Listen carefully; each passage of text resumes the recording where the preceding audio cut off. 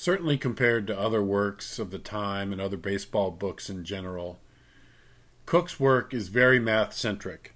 It had hundreds of equations in the book, and the hundreds of tables included were so complex and hard to understand, making the book very challenging for many readers. Simplicity and clarity wasn't necessarily what Cook was aiming for. It had a limited impact because of the math-centric way it was presented. So Cook didn't get as much recognition within the game of baseball as he was looking for.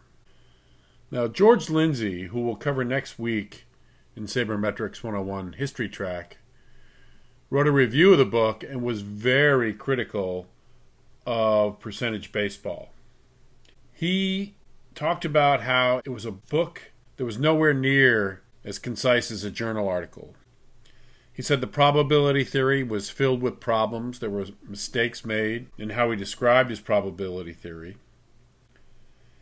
And in a field that was emerging as potentially an academic field, he didn't give any acknowledgement to previous work done in the area.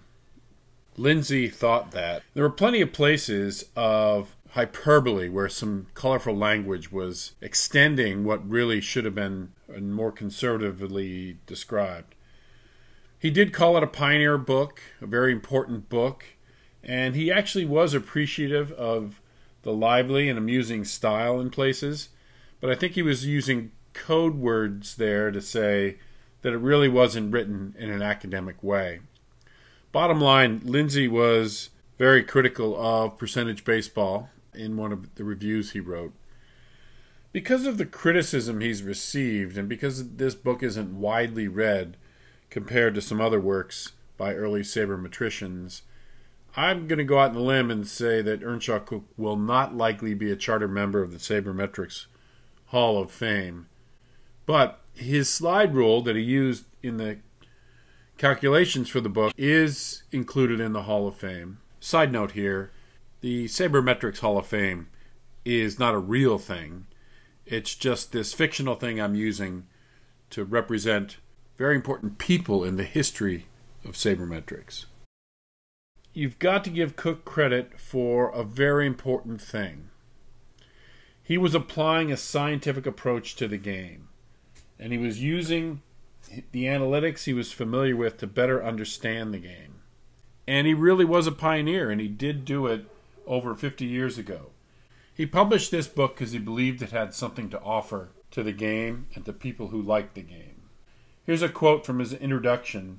About the book, he says, "If it can eventually influence other aficionados to undertake the more comprehensive, more precise, and more extensive researches which the game deserves as an American institution and a challenge to ingenuity, I shall be content."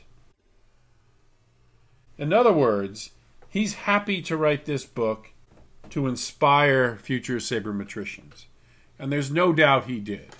There's no doubt that a group of sabermetricians we will talk about for years to come were influenced by Earnshaw Cook's thinking. And for that, he deserves his time here in Sabermetrics 101 as an important sabermetrician. Here are a few references that should be read by all students. The first is this URL here. Alan Schwartz on ESPN.com writes a very nice summary of Cook and his work.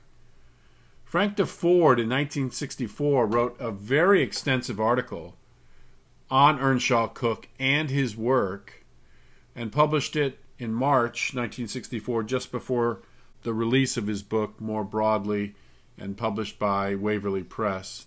Interesting side note, Frank DeFord's brother was good friends with Earnshaw Cook's nephew, and this is the reason DeFord actually heard about Cook and convinced the Sports Illustrated editors to write an extensive piece on Earnshaw Cook and his ideas.